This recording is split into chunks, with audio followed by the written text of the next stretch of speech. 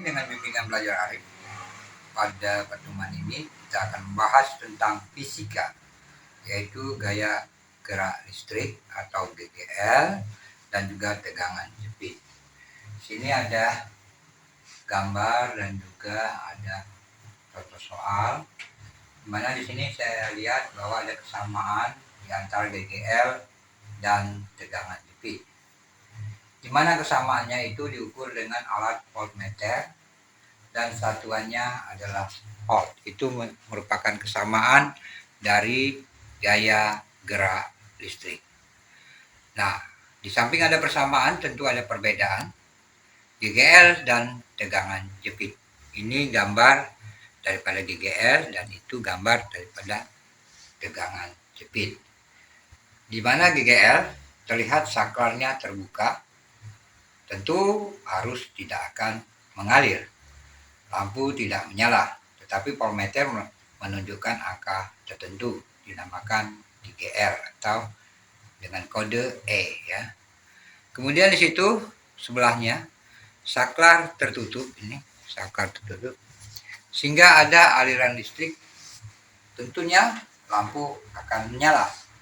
Voltmeter menunjukkan angka tertentu yang dinamakan juga dengan tegangan jepit ya. Jadi perhatikan dulu gambarnya bisa paham.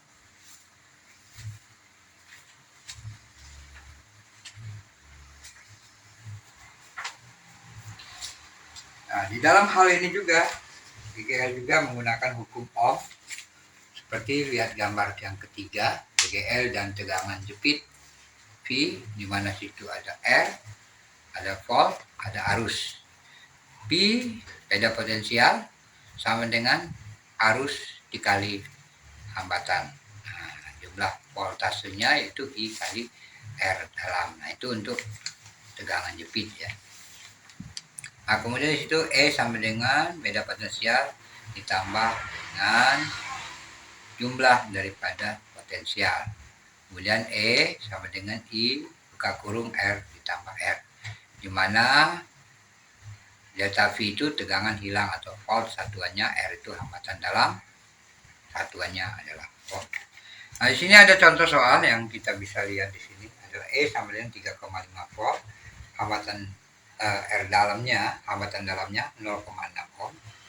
Kemudian hambatan luaran R sama dengan 0,4 ohm.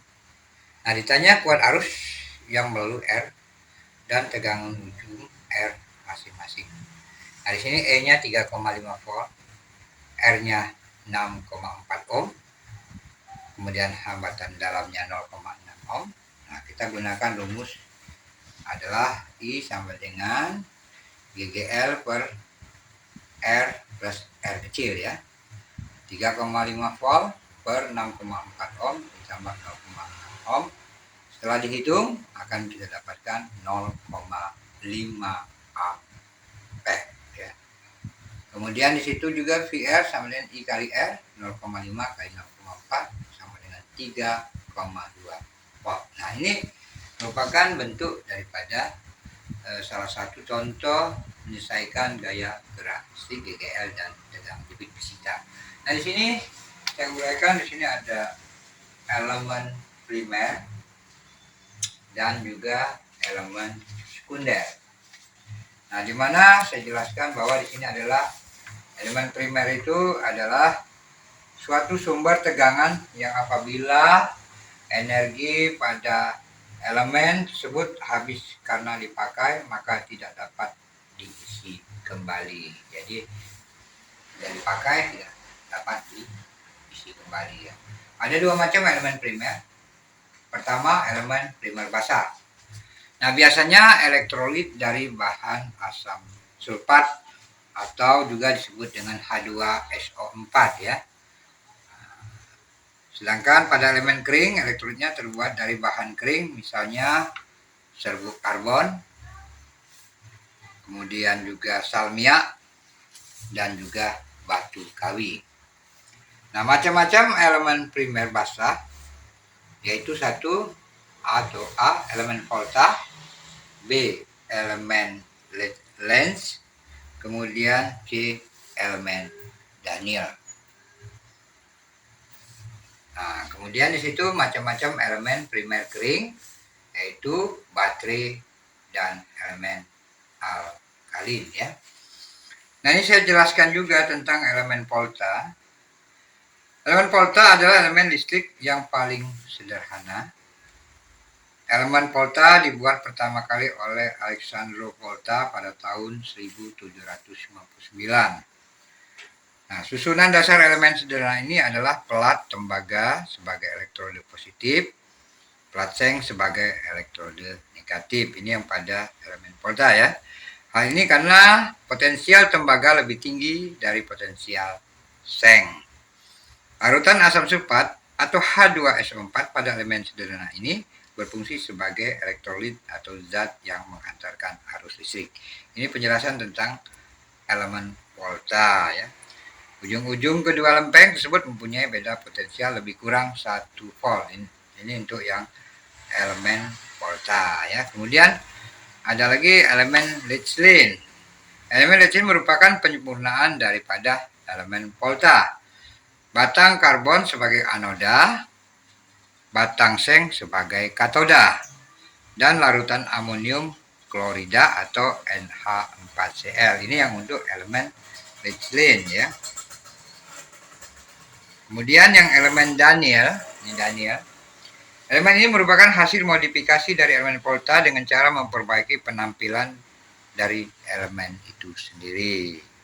Untuk mencegah terjadinya polarisasi pada elektrodanya, dilindungi dengan larutan tembaga sulfat ya, yang dinamakan depolarisator. Ini yang khusus untuk elemen Daniel. Depolarisator ini dipisahkan dari asam sulfat encer dengan bencana berpori-pori dengan ion-ion masih dapat lewat melalui larutan elektrolit ya, dan dipolarisasi.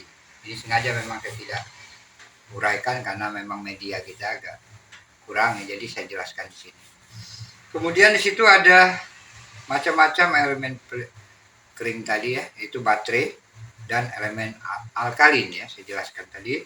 Baterai itu digolongkan elemen kering karena elektrolit pada baterai berwujud pasta kering ya. Nah, jadi pada sebuah elektroda positif adalah batang karbon, yang di tengah elektroda negatifnya adalah seng pembungkusnya. Elektrolitnya adalah campuran salmonia atau amonium klorida NH4Cl, bubuk dan mangan dioksida atau MnO2. Dan depolarisatornya zat kimia yang terbuat dari mangan dioksida bercampur serbuk karbon. Nah, kelebihan elemen kering ini adalah elemen kering tidak tumpah jika terbalik dan dapat bertahan lebih lama daripada elemen volta ya. Itu baterai ya. Nah, kemudian elemen baterai alkalin. Elemen alkalin pada dasarnya sama dengan baterai, tetapi elemen ini lebih tahan lama jika dibelikan sehingga harganya cukup mahal ya.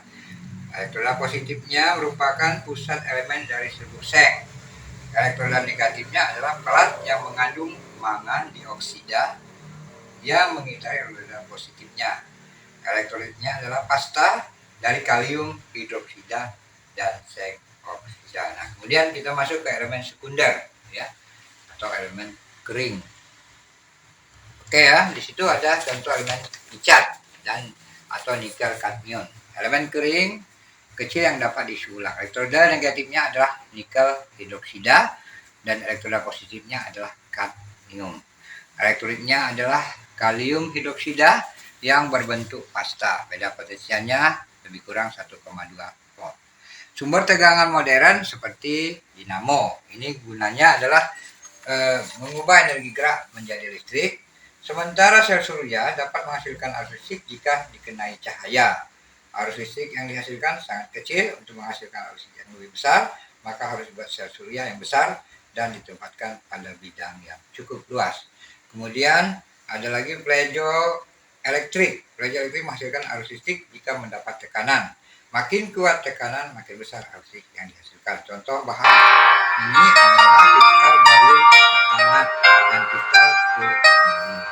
Di sini ada contoh juga cara kita menyelesaikan ini, ada gambar ini.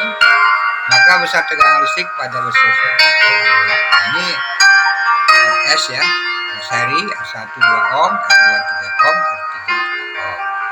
Kemudian di situ ada E sama dengan 18 volt, PGL ya, dan R nya sama dengan 0. Ditanya adalah beda potensial pada R3 itu ya, 4 ohm ya. Pembahasan pada susunan seri kita jumlahkan saja. R1 ditambah R2 ditambah R3 sesuai dengan hukum Ohm, I sama dengan E BGL per R plus R, di mana R sama dengan 0. 18 per 9 tambah 0 adalah sama dengan 24. Nah, demikianlah tentang fisika gaya gerak listrik dan tegangan jepit dari bimbingan belajar Arif. Oke, semoga mendapatkan manfaatnya. Jangan lupa subscribe, like, share,